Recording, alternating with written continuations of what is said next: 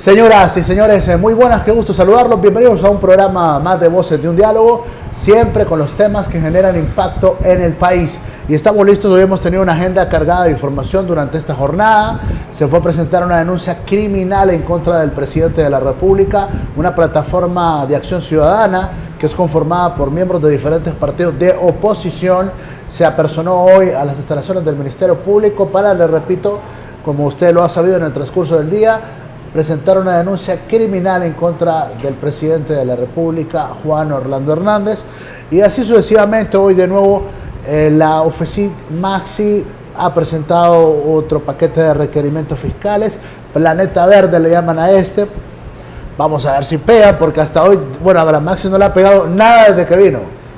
Ha procesado a medio mundo y no le ha pegado absolutamente nada. Yo me pregunto, ¿por qué? Si se supone que los pandores, más que evidentes, saquearon 300 millones de lempiras, ya hay un testigo que ha hablado todo en relación al caso y más, y no ocurre nada con el caso Pandora. Pues ahora vamos con Planeta Verde, vamos a ver qué ocurre. Muchos le llaman show a este tipo de acciones de parte de la Oficina Maxi, pero bueno, vamos a seguirles dando el beneficio de la duda.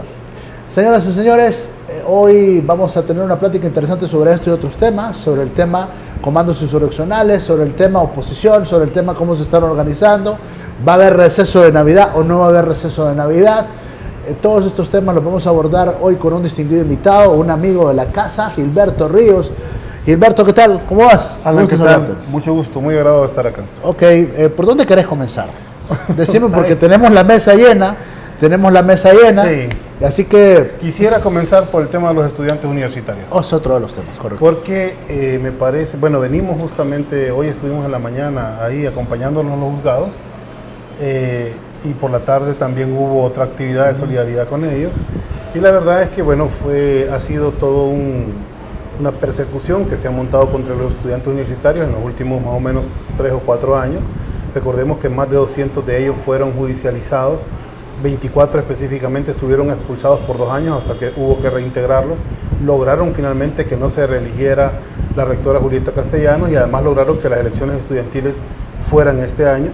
Pero con esta actividad que hubo la semana pasada de protesta, en la que se quemaron 3 buses, y te lo digo sinceramente, muy ligado a la protesta, siempre estoy informado, siempre conozco a algunos dirigentes estudiantiles, no queda claro quién quemó los buses. Y los sectores estudiantiles con los que hemos hablado no se responsabilizan por la acción, ¿verdad? Y luego aparece... O sea, nadie reivindica el acto terrorista según la legislación hondureña. Exacto, terrorista según esta nueva legislación que persigue la protesta pública. Y la verdad es que no ha sido una acción habitual de los estudiantes o sea, pueden tirar piedras contra los policías, pueden incluso haber bombas molotov, que ha sido también algo extraño, ¿no? Pero también la semana antepasada habían capturado a un infiltrado de la policía. A este sí lo golpearon, que fue una acción que nosotros condenamos, ¿verdad? Si uno captura a un policía infiltrado, debe entregarlo en las más íntegras condiciones, incluso ofrecerle alimento y mantenerlo ahí lo mejor posible, porque no es correcto tratar así a un prisionero. Entonces, por eso pareciera que fue una acción como de venganza de la Policía Nacional y ahora del aparato judicial, que ha capturado en un primer momento a 4 personas que estaban ahí. Ya liberaron a una de ellas, que era una muchacha, una compañera de periodismo que la habían enviado a cubrir el evento que estaba ocurriendo afuera de la universidad, y otros 3 que hay pruebas en video que se encontraban en otra parte, por lo menos 2 de ellos se encontraban en otra parte cuando estaban sucediendo los hechos, de tal manera que es evidentemente persecución, el intento de tener un castigo ejemplificante contra los demás estudiantes universitarios y lograr lo que ha logrado esa política represiva, digamos, en la sociedad. Desde que nosotros tenemos en Honduras presos políticos que hoy llegan a 11, desde que nosotros tenemos en Honduras más de 40 asesinatos después de las protestas del fraude electoral que se han quedado en impunidad, y que tenemos además viviendo en el extranjero a estudiantes, a jóvenes universitarios por persecución, pues desde ese momento es mucho más difícil convocar a las calles, porque la gente no quiere terminar ni muerta, ni presa, ni desterrada, ¿no? Entonces, en ese sentido, creemos que lo están haciendo para intimidar la protesta estudiantil, y bueno, no sé si lo van a lograr, porque en este caso los estudiantes, eso lo sabemos bien, se comportan de otra manera, y al revés, ¿no? Es como estarlos puyando más bien para que sean más agresivos en sus protestas. Bueno, desde que el presidente Zelaya, quizás desde antes, de que se llevara a cabo una acción ahí del presidente Zelaya acompañando a los estudiantes, se le ha vinculado al Libre con lo que es precisamente este movimiento. Y de hecho, estas acciones terroristas según la legislación hondureña, y me río de eso porque... Sí, es absurdo. Entonces, se le vinculan y se le han acreditado al Partido de Libertad y Refundación. Sí, gracias por la pregunta, te agradezco la oportunidad que nos das de aclarar. Yo fui dirigente estudiantil en el año 99-2003, más o menos, participamos con el FRU. Luego en el 2003 fueron las últimas elecciones que hubo en la universidad. Hace 18 años no hay elecciones estudiantiles en la Universidad Nacional. Y puedo decirte que hemos mantenido vínculos con algunos dirigentes estudiantiles que se acercaban tanto a espacios como el Bloque Popular, como la Coordinadora Nacional de Resistencia y después con el Frente Nacional de Resistencia. Una vez que nosotros creamos Libre, que fue en el año 2011, prácticamente no volvimos a ver dirigentes estudiantiles dentro de la estructura partidaria o de estas estructuras grandes que aglutinaban sectores sociales. Los estudiantes rechazaron la posibilidad de apoyar un partido político, aunque había sectores que estaban a favor de Libre, dirigentes que claramente, como el caso de Fausto Calix, por ejemplo, que era muy evidente, pero era la excepción, no la regla. Y cuando nosotros tuvimos intención de apoyar a su lucha, lo hicimos de manera moral, es decir, a nivel público respaldábamos su causa, pero si hay más bien casi un insulto para ellos, es decirles que Libre está detrás de su lucha. O sea, fue una lucha totalmente autónoma, totalmente independiente, con sus propios esfuerzos, con sus propios recursos, con sus propias capacidades, que hay que decirlo, son muchas. O sea, nunca imaginamos ver, o nunca habíamos visto, de hecho, en los últimos 50 años de movimiento estudiantil, movilizaciones de 20.000 jóvenes universitarios, tomas sincronizadas de los 8 centros universitarios a nivel nacional, ese nivel de organización y de conciencia. Y te puedo decir además, vos sabés que yo soy fotógrafo también y soy fotógrafo del movimiento social. Una vez me tocó fotografiar justamente una marcha de los estudiantes de cabo a rabo, de principio a fin, y no había una persona que me dijera Grillo, Gilberto o hola compañero. No me conocía a nadie y yo no conocía a nadie.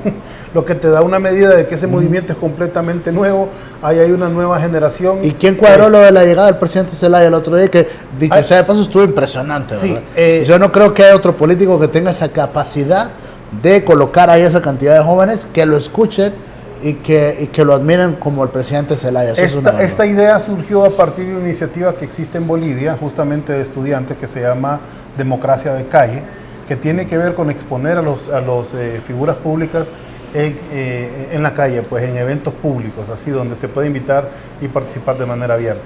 En ese sentido, un grupo que yo te puedo decir, habían varios dirigentes que han sido dirigentes conocidos del MEU, pero no fue una actividad del MEU. Primero invitaron esa semana a Salvador Narrala, que dicho sea de paso fue una actividad bastante pobre, ¿verdad? Llegaron menos de 150 personas.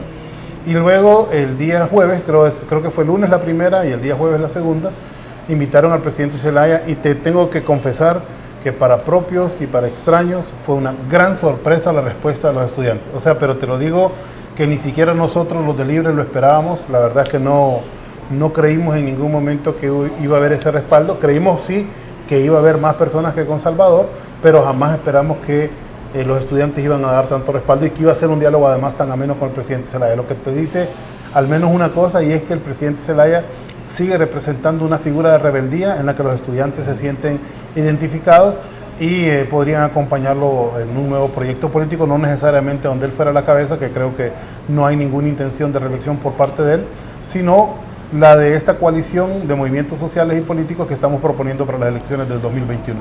Ok, a propósito, y bueno, hemos estado observando en las últimas 3-4 semanas el fenómeno Francia, sí, y no podemos, como observamos por completo el fenómeno Nicaragua, sí, como estamos observando desde el fin de semana el fenómeno Bolivia, sí, son fenómenos de protesta social.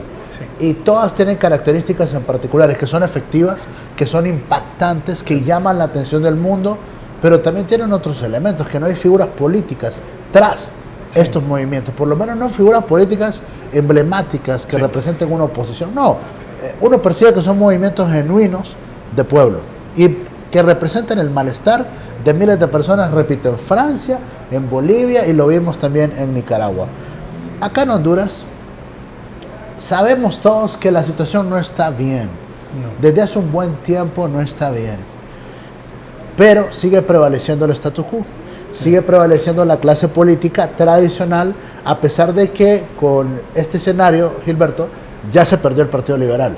Sí. O sea, ya es un tradicional menos. Sí. Pero el que queda no está débil, está fuerte, muy, muy fuerte. Vamos a diciembre. Y la pregunta, y lo planteo seriamente, si va a haber receso en la lucha, cómo están organizando la lucha, van a la tamaleada, van a la bebedera de diciembre. Algunos compañeros tuyos decían, no, es que vamos a comenzar ya en serio en febrero. Entonces yo les pregunto, ¿por qué? Hay confianza, ¿verdad? En una plática que tuve el otro día. No, es que mira, diciembre es para la familia, hermano. Ya es complicado, la familia le pega a uno dice, si no está comiendo los tamales. Y en enero es la resaca, es la goma de lo de diciembre. Entonces, compañero, le digo yo, ¿cuándo comienza la revolución? Tipo febrero. Y hay que apurarse porque después viene Semana Santa. Sí. Entonces yo te pregunto en el marco de la seriedad, pues porque hay varios problemas acá en Honduras. Bueno, sí hay varios problemas, sin embargo, diciembre siempre ha sido un rompeolas del movimiento social, justamente por la tradición. La tradición es muy fuerte en las grandes ciudades como San Pedro Sula y Tegucigalpa. La gente regresa a sus pueblos, a donde es originaria, o se concentra en el tema familiar porque durante el año es muy difícil tener, digamos, esos encuentros. Pelear con esa tradición es difícil, pero además yo pienso que no hay que contradecirla, sino que hay que llenarla de contenido. Hay que verse con la familia, pero hablar de lo que está pasando en el país con la familia. O sea, aprovechar ese momento para esto. Luego no creo que vaya a haber tanta capacidad de endeudamiento en diciembre porque finalmente la crisis es fuerte, la gente está esperando el aguinaldo, pero para pagar deudas, no para consumir más necesariamente. Y en enero lo que hay más bien de una resaca es ese gasto acumulado que se tiene que compensar. Pero también en enero no tenés clases en los colegios, no tenés clases en la universidad y por eso es más difícil hacer movilizaciones sociales.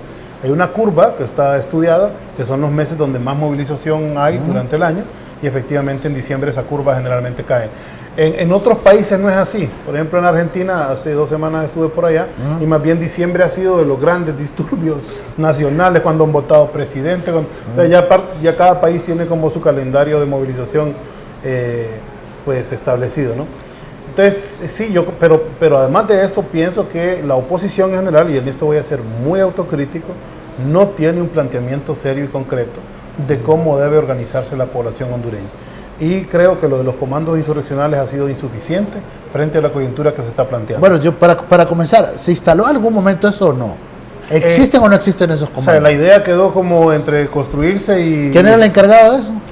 De los comandos insurreccionales no había una persona encargada. De los comandos antifraudes era Carlos Era Eduardo. Carlos Eduardo, Sí, pero de los insurreccionales no hubo uno. Ok, pero digamos que no se han constituido. No. Ni uno. Bueno, hay esfuerzos en varios lugares del país donde sí hay, digamos, grupos de... Pero fíjate que para la reflexión, yo lo planteo así porque cuando vos me decís que se rompe la lucha en diciembre y enero, o sea, queremos decir que Juan Orlando Hernández puede estar tranquilo diciembre, enero, febrero, hasta que se reestructure la lucha. Mira, una vez leí... Visto desde otro punto de sí, otra perspectiva. Y tenés razón, y además, pero te voy a decir una cosa, una vez leí una historia de, creo que fue del Cordobazo en Argentina, y decían, y habían diarios de izquierda, por cierto, que decían lo que estás diciendo vos, que la quietud, la calma, no sé qué, y son diarios que se publican un día antes del Cordobazo, que esto no va, porque los pueblos van conteniendo bastante, digamos, la crisis, y en determinado momento explotan, y eso no necesariamente lo va a coordinar o a dirigir libre o la oposición política. Ese es buen punto. ¿Verdad? A mí me parece que el pueblo va a tener un momento en que puede estallar. Hay mucha, digamos, angustia, preocupación, pero también hay un pueblo muy molesto porque tenemos un narcoestado, casi podemos categorizarlo abiertamente de un narcoestado. Sabemos que la familia presidencial está vinculada al narcotráfico.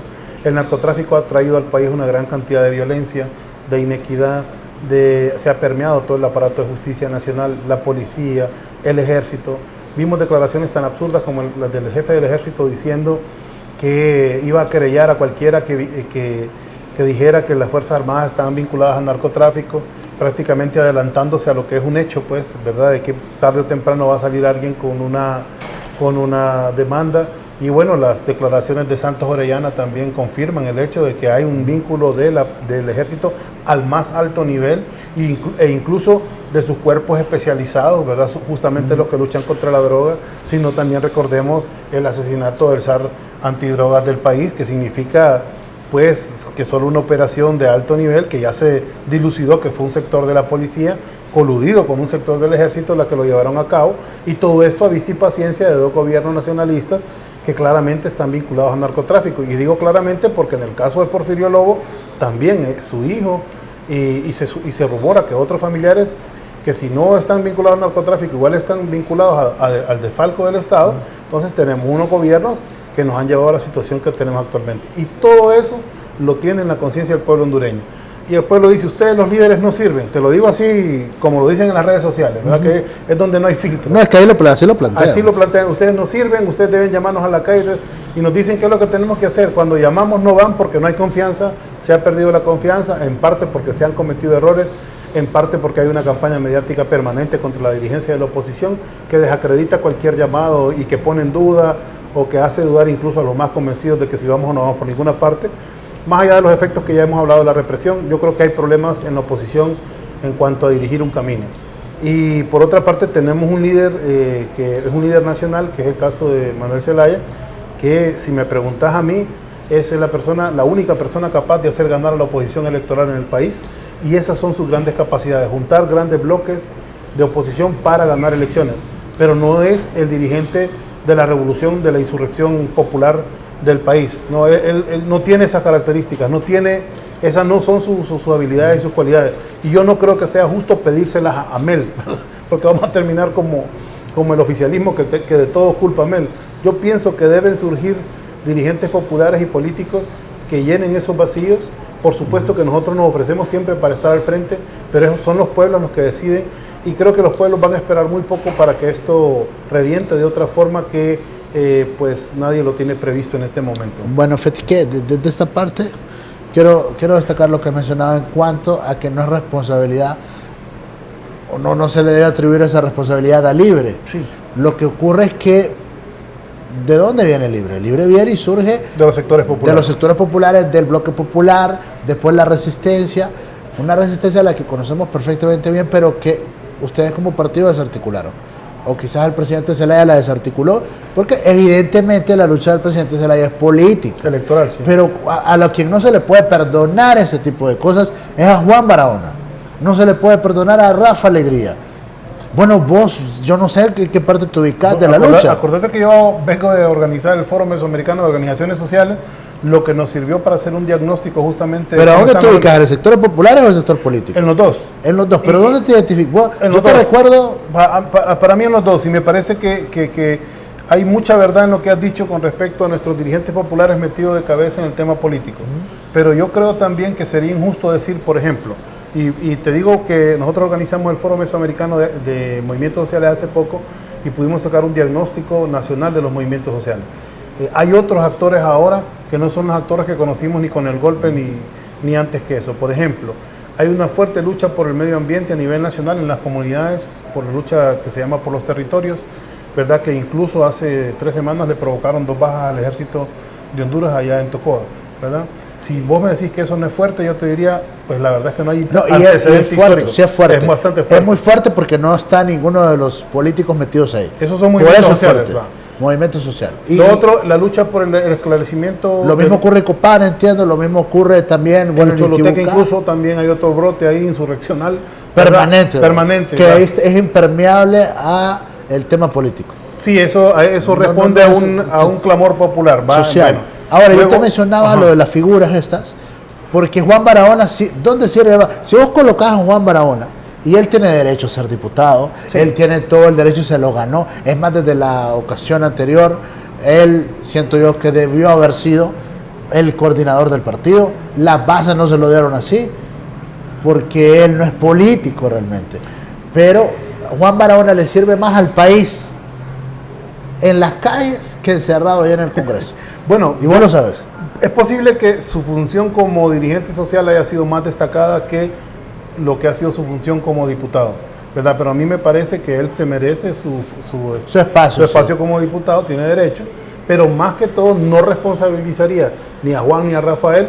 Lo que te digo que como diagnóstico hemos sacado a partir de este foro, por ejemplo, organizaciones magisteriales a las que se les persiguió políticamente, se les quitó su posibilidad de cotizar a los gremios, se les desarticuló desde el Estado, pero también hubo asesinato político. Recordad, después del golpe de Estado se asesinaron dirigentes magisteriales. toda una política sindical que incluyó despidos masivos, persecución laboral, un Ministerio del Trabajo que prácticamente está pintado desde el golpe de Estado, no sirve para defender trabajadores.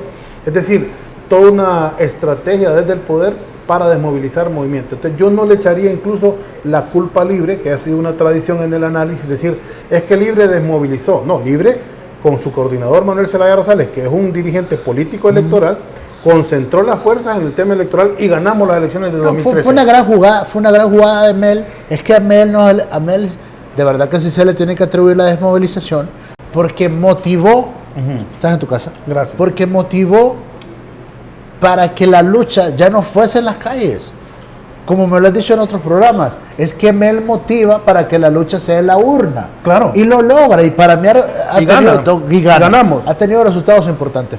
Sin embargo, yo creo que hay que ahí donde no cabía el renunciar, por ejemplo, a la resistencia.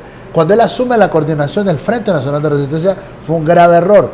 ¿Qué pasa? Y yo lo planteo desde la perspectiva esta, porque del lado del oficialismo ellos caminan, o sea, ellos hoy por hoy, con todas las cosas que ya vamos a hablar que tienen en su contra, con requerimientos, con extradiciones, con señalamientos, con corrupción, con todo lo que querrás, el Partido Nacional, el partido de gobierno, se mantiene firme, y eso sí. yo no puedo decir lo contrario. Es más, como analista, yo digo, bueno, con todos estos elementos es para que se tambalee el gobierno de Hernández, pero todo lo contrario, no está ocurriendo. Y yo veo esto en el contexto del análisis objetivo, procuro serlo, porque si no procuro ser objetivo y ver cómo se están moviendo las cosas, no voy a transmitir a la población un mensaje adecuado, correcto. Entonces es importante escucharlos a ustedes, es importante escuchar la derecha, es importante escuchar a los del gobierno, que yo creo que ese es un error que ahora están cometiendo todos los sectores, porque bueno, puedes hablar, o bueno, me pasa que hay sectores que no pueden hablar acá, porque no les dan permiso, o del otro lado también no hablan acá, porque también creen que nosotros somos de izquierda, y hoy esa mezcla de cosas que no abonan para nada. De acuerdo. Entonces logramos en este espacio, por lo menos, que vengan varios amigos de todos los sectores. Entonces, en ese sentido, es que el que haya una oposición fuerte en Honduras le beneficia al pueblo. Claro que sí. Y es lo que no ha habido. No ha habido porque a la hora de hacer el análisis nosotros vemos que se preocupa más por cosas muy particulares políticamente hablando. Una reforma electoral que no es malo, pero es del interés de los políticos. Exactamente, porque tenemos una dirección política concentrada en el tema electoral del control del Estado, que no es despreciable en cuanto a su importancia. Estamos de acuerdo. Pero no tenemos un sector social fortalecido porque hemos vivido 9 años de represión muy directa. Y otros es que se han vendido, otros es que se han vendido. Hay corrupción en la dirigencia de los movimientos sociales. Dicen los diputados vendidos. Pero no es la norma. No es la norma, o quizás sí, depende cómo lo veas. ¿Hace cuánto es débil? Y no vamos a culpar al Bloque Popular, no vamos a culpar a Juan Barahona y a Rafael Alegría en esta etapa, sino que hace cuánto, si ves para atrás, si nos retrotraemos a escenarios históricos de gobiernos como Maduro, era fuerte la lucha. Magisterial. Y del Bloque Popular. El Carlos H. Reyes, de aquel entonces era un Carlos H. Reyes que escuchar sus discursos. 20 años más joven también, ¿verdad? O sea, también. Pero ¿quién lo sustituyó? ¿A quién trabajaron para eso? Hay errores que se han cometido. A mí le tocó todavía un sector social que Mel lo que hizo fue políticamente, pero ahí los mató. Y ahí los mató, pues, o sea. No, pero políticamente. Yo no Mel no es culpable. Es más, me parece que le hace dar un salto importante a los movimientos sociales cuando le da una perspectiva política. Mel le dio escuela a los políticos como tenía que hacer. Maduro se peleó con ellos. Flores, no, más o menos. Mel se alió con nosotros.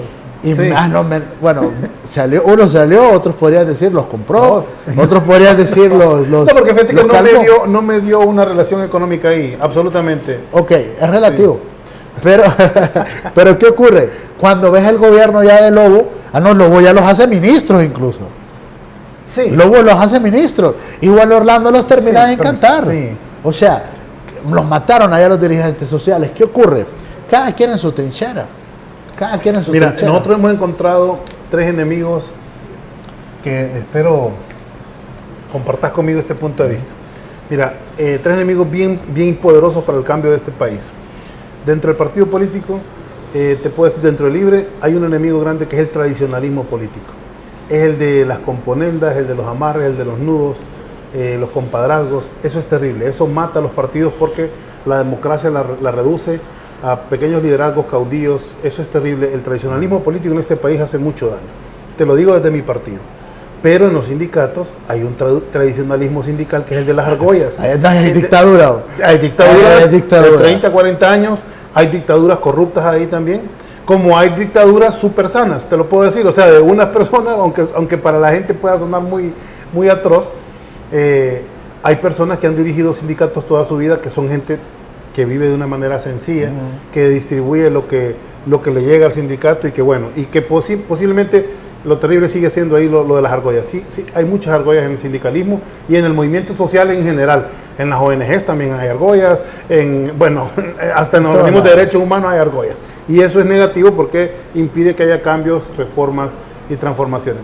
Y dentro de otro sector más pequeñito, que es el de donde yo vengo, el de la izquierda hondureña, hay un tradicionalismo en cuanto al sectarismo político, tremendamente sectario, decían poquitos pero sectarios, decían en la izquierda, ¿verdad? Porque teníamos la razón, porque estudiábamos bastante la realidad nacional, porque discutíamos y arreglábamos el mundo, y dicen algunos que arreglábamos el mundo desde un café, que también es cierto, algunas veces con que lo resolviéramos vos y yo en un café, era suficiente. Entonces, eso también es cierto, y contra todos esos tradicionalismos hay que pelear. Entonces, el presidente Zelaya arrastra tradición política del tradicionalismo liberal. Juan Barahona, Carlos H. Reyes o Alegría arrastran tradición política de las argollas sindicales y todo, ni modo, pues, aunque son pero por ejemplo te puedo decir, son honestos, son personas que yo me crié con ellos peleando en la calle, tragando gas, no nos pagaban por eso, al contrario, no teníamos dinero con el bloque era el sacrificio total con pero no han ganado nunca nada. Bueno, y a eso tienen que apuntar, políticamente hablando. Yo creo que sí. Electoralmente la sociedad que tenemos ahora no es la sociedad que tenemos hace 10 años. Pero no es por ellos en parte por ellos, pero por supuesto, si ellos han sido los dirigentes. Yo más creo que impactaban antes, fíjate, que con la dirigencia magisterial, porque esa fue otra gran jugada. Estamos analizando todos los sectores. Los desarticularon. Ahí con Lobo fueron radical, porque el Lobo analiza que quien sostiene la lucha contra el golpe, oíme, es el magisterio. Sí, pero Lobo también está involucrado en asesinatos políticos. Su gobierno fue de asesinatos políticos. A nosotros nos mataron a Eric Alexander Martínez Ávila, 2012, en el gobierno de Lobo, que fue un dirigente de la diversidad sexual, periodista también, por cierto, colega tuyo, y también defensor de derechos humanos, que fue asesinado en mayo del 2012, justamente por la política represiva de Pepe Lobo. Entonces, te digo que no hay que descuidar esto, porque, por ejemplo, a Jairo Sánchez, del Citrainfop, lo mataron en el 2009 durante la dictadura de Micheletti. Y cuando nosotros vamos al Citrainfop, esa gente, esos sindicalistas recuerdan el asesinato de Jairo como que fuera ayer. Y eso es un... Y es de los pocos sindicatos que se mantiene vivo. Está vivo, pero te digo, cuando vos les decís participen políticamente, ¿qué sienten? Que los van a matar, pues sí. Y lo de Jairo quedó en impunidad. Pues todos esos asesinatos del golpe han quedado en impunidad. Y eso también es grave, pues, porque no ha habido justicia. Pero mira aquí que la gente ya está tigre. Acá la gente nos está viendo. Y ya me dicen, pero mira, te sacó el tema de qué van a hacer en diciembre. No, lo que pasa es que de reorganización. Con Gilberto es todo un contexto. Y todo un contexto es como esta mesa. Se abre un poco la toma, sí. El contexto es así, es amplio. Entonces nosotros estamos en diciembre, que es acá el centro. Entonces el contexto es amplio. Ese es el problema de los análisis que se hacen acá, de los análisis sobre hoy. No, hay que ver todo el contexto, por qué estamos acá. Pero es que la gente, ¿sabes que la gente se motiva en Honduras? Aunque la gente acá no lucha. La gente que nos está viendo sabe que no le gusta ir a la calle, que no le gusta luchar. ¿Sabes qué? Pero es que a ninguno nos gusta. Fíjate que yo te voy a decir una cosa. ¿No te gusta estar en la calle? No me gusta estar en la calle. Lo hago por conciencia, lo hago por convicción. Ponemos la pantalla a él. Ponemos la pantalla a él. Nosotros hemos llegado a disfrutar la lucha. Repetímelo. ¿No te gusta andar en la calle? No me gusta que haya toma en la universidad. No me gusta que se detenga la vida del país. No me gusta tomar. Oíme, levantarse a las 5 de la mañana para irse a tomar una calle. Ir a tragar humo de llantas, ir a tragar humo de la No, y lo voy a hacer mañana con todo gusto, si querés, y alegremente, pero no quiere decir que eso es lo que a mí me gusta, pues. Nosotros quisiéramos estar en un país donde se van a enojar los compas, como no decir eso. Es que a mí, disculpame que te meto aquí a la competencia, pero a mí Renato una vez me dijo, ¿y usted está de acuerdo con las tomas? No estoy de acuerdo con las tomas. Yo me acuerdo en la universidad, yo fui dirigente estudiantil. Fíjate que había en veces, lo voy a confesar aquí, que éramos 10 personas tomándonos en la universidad, yo me sentía mal, pues 10 personas interrumpíamos el proceso de 30,000 y nosotros decíamos, nosotros somos los que somos conscientes, y lo creo el día de hoy, pero me parece que no era, bueno, o sea, no era agradable estar ahí esperando que te cachimbearan, no era lo más agradable, lo hacías de conciencia, lo hacías de convicción, y yo admiro a estos muchachos que lo hacen, pero si les vas a preguntar a la casa de ellos, por ejemplo, la mamá en contra, el papá en contra, la familia peleada, las clases perdiéndose, o sea, es un sacrificio enorme, nadie le da valor a eso, y no es un trabajo agradable, pues, entonces, no, lo hace uno de pura conciencia. A mí me has dejado impactado con lo que tú... Oye, si yo estoy porque nos han estigmatizado. No, pero ¿sabes desde cuándo estoy en las calles? Yo honestamente, desde 2009. Pues sí, honestamente. Y voy a estar desde 2009 me ha tocado estar en las calles cubriendo y acompañando las causas, porque acá, eso es otra de las mentiras que dicen en los medios de comunicación, que tenemos que ser imparciales. Esa es mentira, hombre. No. Nosotros nos cuadramos del lado del pueblo. Claro. Punto. Y se enoje quien se enoje. Y hay medios que se cuadran en contra. Al lado de la oligarquía, pues, eso es cierto. Pero nosotros, bendito Dios, nunca hemos tenido la duda de cuadrarnos en favor del pueblo hondureño. Sí. Y tenemos pruebas de eso y testigos. Ahora, pero eso me impacta lo que me decís. Ahora, pero ver la gente está pendiente. Mira, todos los mensajes que me caen a esta hora es en relación a que entonces no va a haber una feliz Navidad, pues.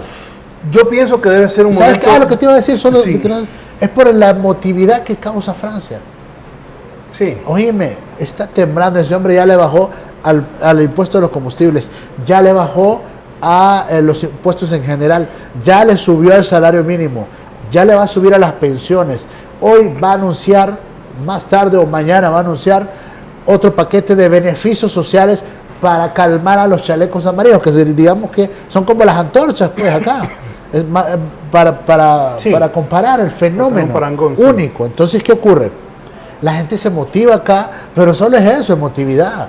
Evo tiene un referéndum que le dicen no se puede reelegir, pero políticamente en un tribunal le dicen sí se puede reelegir.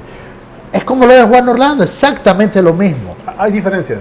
No, al final es lo mismo. No, hay diferencias sustanciales. O sea, es un tribunal, es un órgano que no está avalado por el pueblo. Sí, pero mira, yo te voy a poner el caso de Bolivia, por ejemplo, para aclararlo, porque es importante entender que hay particularidades que hacen que ese referéndum se pierda después de que el movimiento al socialismo, que es el partido de Evo, sea mayoritario y pierdan ese referéndum.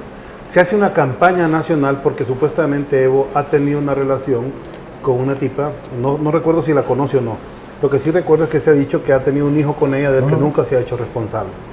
Y resulta que, bueno, es el padre irresponsable que se quiere reelegir y vinculan un tema con el otro y la opinión pública se vuelca en contra de Evo.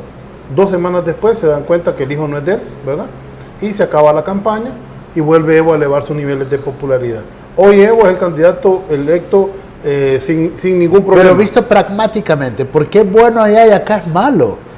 Yo nunca estaba en contra de la reelección. No, me refiero a cómo se hizo, porque si yo lo veo periodísticamente y políticamente, él está imponiendo, o sea, claro que hay una influencia política sobre el tribunal que indica y le da luz verde para que se reelija. Lo mismo Juan Orlando, como él tiene el control de la Corte, oíme, aquí explícitamente que la Constitución lo prohíbe, ¿sí?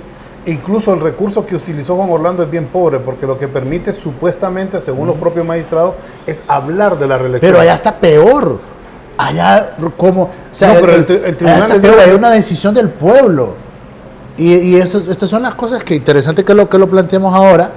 Y siempre suena como que estoy en debate con Gilberto, pero la verdad que no. Pero es un punto importante. Amigos. Pero es un punto bien importante. Pero porque para la izquierda, si es Evo es bueno, pero si es Juan Orlando es malo. Y para mí es peor lo de Evo, ¿sabes por qué? Porque ya hubo una decisión popular. Ahora, vos me planteas lo que hubo tras la estrategia, es lo de menos, hermano. Eso es lo de menos que... Y aparte yo no lo creo. ¿Cómo vas a creer que un asunto se quema en Honduras y en cualquier parte del mundo? A muchos irresponsables son los que ganan, más bien. ¿Querés ganar? Los premios de las sociedades. Fíjate que dicen, ese hombre golpea a mujeres, hay un trasfondo político en ambas cosas. Por ejemplo, aquí no se menciona de que Angela Merkel está en su 4º periodo, por ejemplo. Pero ya va a caducar, ya va por su salida. Sí, porque ella dijo que sí. Y Juan Orlando ya va de salida, en teoría, porque así como está el escenario. Mira, hoy metieron ya las reformas. Pero bueno, no quiero mezclar una cosa con la otra. Cerramos con Bolivia, porque me llama la atención ese fenómeno. Que ustedes los de izquierda, cuando lo hacen sus líderes, sí es bueno.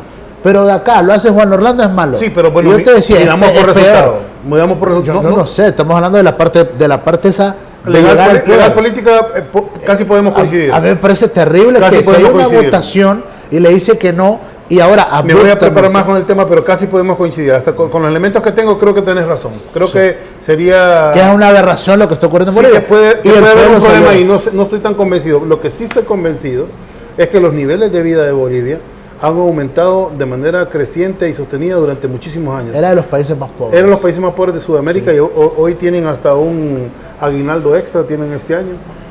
Tienen un crecimiento económico de casi el 6-7%, tienen una disminución de la pobreza mucho mayor. Es decir, tienen una condición que les permitiría a ellos decir que sí necesitan una reelección de Evo Morales para continuar el proceso. Sí, y podemos seguirlo platicando y lo vamos a seguir observando y te vas a dar cuenta que incluso lo de Bolivia es peor que esto de acá. Pero no es peor en cuanto a resultados, porque Juan Orlando sí tomó la economía más o menos, desestabilizada por el Partido Nacional, ¿no? Y la hundió aún más. Pero quiere decir que si Juan Orlando tuviera un buen gobierno a tu criterio, si el país estuviese bien, yo lo relijo. Siendo oposición. Claro que sí. No te creo. No me digas eso. Pero cuando un gobierno de derecha ha distribuido la riqueza. Es el argumento con el presidente Zelaya, que debería volver al poder porque en su gobierno Honduras está mejor. Pero no está peleando por la reelección. Ya revelame el hombre, ya está la estrategia montada.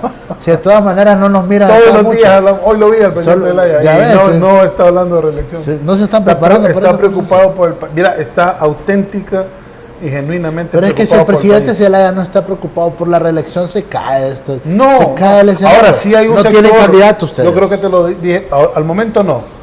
Pero eso no ha sido un problema en el pasado. Si ganamos con Salvador, podemos ganar casi con cualquiera. No, es que tampoco. Ese es el problema. Que ponen a Salvador y lo quieren ahora generar un descrédito. No, el tipo tiene aceptación en un sector.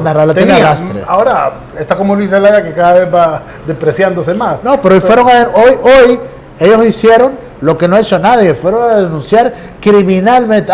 De la BOC, no sirve para nada. Yo no iría a la fiscalía a denunciar nada. ¿Y a dónde vas a ir a pelear las elecciones? ¿A dónde fue tu líder a pelear las elecciones? A las calles. No fueron a las calles, fueron al tribunal y golpista. No, pues sí. Al tribunal que ya les había robado una, a ese mismo tribunal fueron al que le robaba la otra. La opción del pueblo les ha robado con armas. ¿Bajo ese criterio? No, pues bajo el criterio no. ¿Cuál es la otra opción? No, es ganar. El presidente Zelaya sabe cómo ganar, hombre. Ya ganó. Pues sí, ganó pero su elección, ganó la de Xiomara, ganó la de Salvador, y a mí es lo que me indica que las elecciones del 2021 las vamos a volver a ganar. Pero me llama la atención que cuestiones a los que hoy fueron al Ministerio Público. Es que no te queda de otra. Sí, está bien, como una acción pública está bien. Es que es una acción consecuente, de la cual yo no he escuchado un posicionamiento oficial del partido de ustedes, en el sentido de que, oye, se llevan al hermano del presidente, no debería ser acá, bueno, una estructuración de una estrategia para profundizar sobre eso. Preguntas que no se las plantean en la oposición. Para nosotros si está metido el hermano, ok, no es, pero ¿cómo no es nada nuevo, no es nada nuevo el tema de que Juan Orlando ha tenido un gobierno corrupto, que ha tenido un gobierno de saqueo, que ha tenido un gobierno vinculado al narcotráfico. Bueno, lo sabíamos desde el tema de los alcaldes. ¿Te acordás cuántos alcaldes cayeron por eso? Los diputados, hoy también Nájera se declaró culpable. Era diputado del Partido Nacional, ¿no? También. Liberal. Liberal. Bueno, para que mires el tema del bipartidismo también como ha estado presente en este problema del país.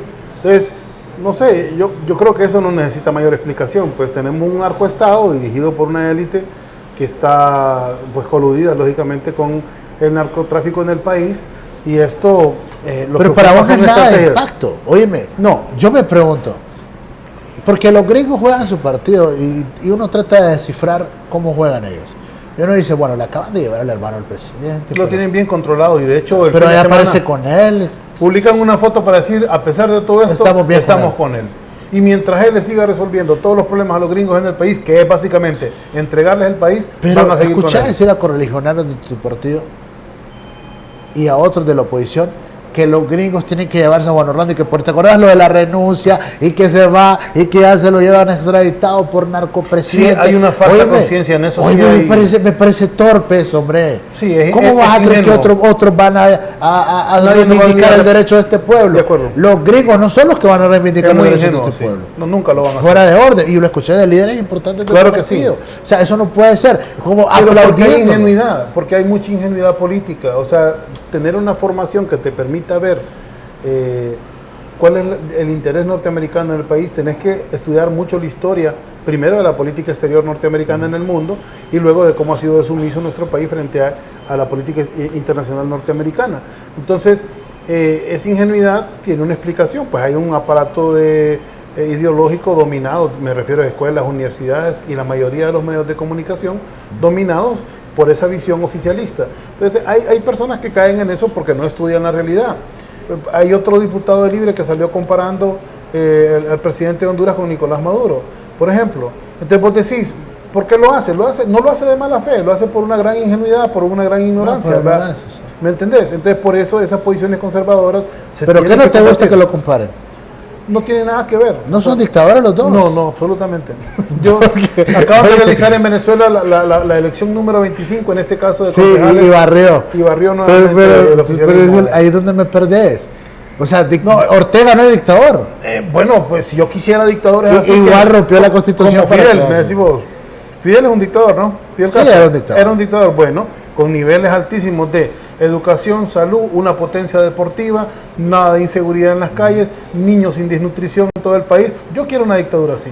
Así abiertamente lo digo. Si esto es democracia, vivir en la miseria, yo prefiero una dictadura con oportunidades. Pero Venezuela no está mejor que Honduras. Mucho mejor. Estadísticamente mucho mejor. Si ya salieron 7 millones, hombre. No, esos datos, bueno, te voy a decir los datos de CEPAL. No, las cifras de Colombia, frontera Colombia. De Colombia. Hay 7 millones. Hay 7 millones de colombianos viviendo en Venezuela desde hace muchos años por el conflicto armado. Venezuela tenía niveles de desarrollo económico que llegaban incluso al 23 o al 24% de pobreza nada más. Y en el año pasado que comenzó la guerra económica a arreciar, que son sanciones económicas financieras contra el gobierno venezolano, que es sanciones a muchas transacciones que se pueden hacer de manera internacional al comercio, que es básicamente un bloqueo económico, lo mismo que han impuesto contra Cuba, empezó a aumentar la pobreza y hubo éxodos de personas importantes. ¿Como en Honduras? No. O sea, ¿salen más hondureños que venezolanos, me querés decir? Proporcionalmente no. En valores absolutos absolutos sí. Pero la gente dice solo déjame darte un dato. Pasó del 29% de pobreza al 36%, o sea, aumentó la pobreza un 7%, pero ellos están en 37%, nosotros estamos en 69% de pobreza. O sea que de ningún punto de vista los venezolanos están peor que los hondureños. ¿Y por qué los hondureños no se van para allá, sino que agarran para el norte? ¿Por qué les gusta más el imperio que allá? Porque el imperio tiene una condición económica sumamente floreciente, es una máquina de la explotación. Preguntar la calidad de vida que tienen los hondureños que viven en Estados Unidos, que son de buena manera los que mantienen la economía de nuestro país. Pero les encanta estar allá. Claro, y la cultura... Y no quieren ir para Venezuela, no, claro que quieren irse para Venezuela. No, claro, y además si todos los días en los medios le decís que Venezuela es un infierno y que Estados Unidos es un sueño americano, pues yo me iría obviamente para Estados Unidos, no me iría para Venezuela. ¿Y para dónde te moverías vos? Yo me movería para Estados Unidos, para las playas de la Ceiba, me movería porque a mí me encanta este país. Ok, estamos cerrando, tenemos unos minutos antes de cerrar. Ya hoy presentaron un paquete, bueno, no un paquete, ya la nueva ley electoral auspiciada por la Organización de los Estados Americanos, y no auspiciada porque entiendo que pagaron más de 6 millones de lempiras a estos expertos para que elaboraran una propuesta. ¿Qué sabes de la línea de tu partido en relación a este tema? Porque lo que yo he conocido es que van a apoyar. Sí. Es que hay un acuerdo para apoyar ese paquete de nueva ley de reforma a la ley electoral. Bueno, nosotros hemos sido consecuentes en el sentido de pelear por nuevas leyes electorales, una nueva ley electoral en el país que tenga condiciones para que la oposición pueda pues tener más certeza del proceso, ¿no? Así como lo hicimos participando en el registro, que fue una demanda también bastante anterior, y que estamos ahí depurando. Yo estoy muy alegre, te digo, con esa comisión depuradora, no solamente por la presencia de Oscar Rivera, que es un compañero, sino incluso por la presencia de Rolando Catán, que es una persona que conozco desde hace mucho tiempo, que es de nuestra generación, que ha sido un poeta, un profesional muy destacado, y me parece que esa comisión va a dar resultados positivos. Y ahora, con respecto a la participación nuestra en el tribunal, que podría ser para enero o primer trimestre del año que viene, eso también nos va a dar a nosotros mayor alcance en cuanto al control del proceso, que ha sido donde nosotros hemos tenido muchas deficiencias. Así que este paquete de reformas habrá que estudiarlo, yo no lo conozco pormenorizado. No, hoy lo llevaron a las 5 de la tarde. Entonces, tendría que conocerlo. Pero no sabes cuál es la línea del partido. Mayormente apoyarlo, me imagino que se van a hacer observaciones, ¿verdad? tenemos que conocerlo bien porque también puede venir, el quien hace la ley hace la trampa, pero también hemos visto que hay presencia de la Organización de Estados Americanos que algunas veces se comporta de manera positiva, como cuando denunció el fraude y pidió que se rehicieran las elecciones en el país, y otras veces se comporta de manera bastante oficialista, como cuando reconoce al dictador, ¿verdad? Ok, muy bien. Solo terminando con lo que comenzamos, ¿están organizándose ustedes para poder hacerle frente a qué? Bueno, sobre todo para rescatar la protesta pública en el país, porque eso es lo que ya no tenemos. No tenemos protesta pública porque cuando comienza a haber un brote importante, como es el caso de los estudiantes universitarios, los meten presos. Creo que no le dimos político. Pero lo mismo está pasando en Francia. Bueno, pero ahí ya están van varios muertos, pero, más de 600 detenidos, sí, y un presidente temblando. Ahí es mucho más difícil que hayan muertos. Ahí con sí hay. Sí hay, aproximadamente leí el último dato hoy, estaba en 6 muertos. Perfecto. Allá un muerto es grave. Es grave, es correcto, es lo que te iba a decir. Allá la policía sale y reprime de una manera más blandita que lo que... No, hombre, no he visto los videos. Oíme, si vi un video... Sí, donde varios policías golpean a un manifestante. O agarran a una mujer del pelo, y la arrastran. Oíme. ¿Viste lo que le pasó a tu colega periodista de UNTV? ¿Verdad? Solidarios con Giovanni. Sí, un saludo para Giovanni. Espero que se recupere. Un disparo... ¿Y quién ha reivindicado eso? El Libre, sobre todo Libre, y UNTV, por supuesto. Y nosotros estamos solidarios con ellos. Como sociedad, lo que pasa es que... Y como gremio periodístico, la verdad es que ustedes tienen una gran deuda, tienen que rescatar ese colegio de periodistas. No, y quiero saber, es que ese es el problema, no podemos segmentar la lucha. Sí, no es de un gremio, es de toda la sociedad. Toda la sociedad. Pero ¿viste lo que no hay que matar abogados en la corte y a una cuadra de la presidencial, 100 metros de la entrada de la presidencial. O sea, tantas cosas. Sí. No pueden ocurrir ese tipo de cosas. Pero como sociedad, si lo queremos ver segmentado, oíme, eso no puede ser. Pero así. Lo que yo te decía, ¿viste lo que hizo una bala de fusil en el brazo de este compañero? Es un desastre total. Le rompió el hueso, le rompió la carne, la piel. Le han hecho no sé cuántas operaciones, tiene un codo postizo en este momento. Así reprimen las manifestaciones en Honduras, con fusiles, ametralladoras. No, pero allá también. No, pero no le disparan a la población. Claro que le disparan. No, yo no siento que haya eso, si no hubiera más muertos. Y eso no lo va a detener Macron ahorita. No lo va a detener. Capaz y cae. Y capaz y cae. Y te digo, y no es culpa de Macron, te lo voy a decir todavía más. O sea, es culpa de un acumulado de procesos neoliberales. Pero ese culpó ayer. Sí, claro, él tiene que asumir la responsabilidad porque ya tiene más de un año en gobierno, pero y porque ha agudizado esas contradicciones. Pero es culpa de todo un modelo económico, como no podría decir yo, esto es culpa de Juan Orlando, que algunas veces caemos en ese reduccionismo, o de Pepe Lobo, o de Micheletti. Es un modelo económico que tiene detrás una élite y que tiene todo un modelo económico. Lo mismo ocurre acá, sí, lo mismo ocurre acá, pero ¿qué pasa? Que a nivel de conciencia, y ahí acá sí una responsabilidad a ustedes como partido. Sí podrían abonar, pero ¿sabes qué pasa?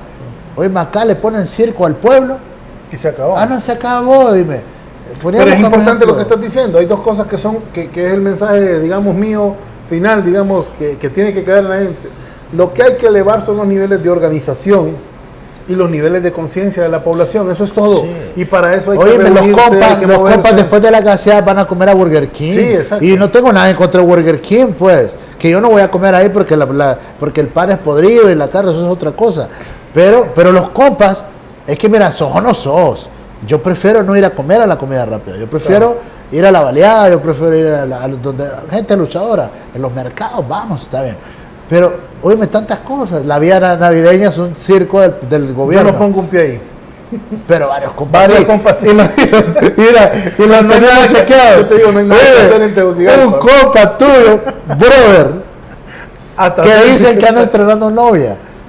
Un compa tuyo que dicen, porque viene que en la foto que posteó le dicen, qué bonita pareja, le ponen otros compas, le escriben en el inbox y le dicen, qué bonita pareja, le dicen, sí, le dicen, la acabamos de empezar. Y van a ir a celebrar al show de Juan Orlando. Un cachureco. Yo creo que fue el encendido del árbol allá en la Vía Olímpica. Oye, tomar café allá a la taza de Guinness. A la taza de Guinness. Hace falta conciencia. Hace falta. Qué gusto platicar contigo. Gracias. Muy agradecido por la invitación. Gilberto Ríos, soy acá en Voces de un Diálogo. Muchas gracias a ustedes que siempre han estado pendientes del programa y que permanentemente están atentos a Voces de un Diálogo. En nombre de la licenciada Gaby Campos, que está al frente de la producción, el ingeniero Basten es el encargado de la coproducción. Señoras y señores, yo soy Alan Fiallos. Los dejo con estos anuncios. Véalos, por favor.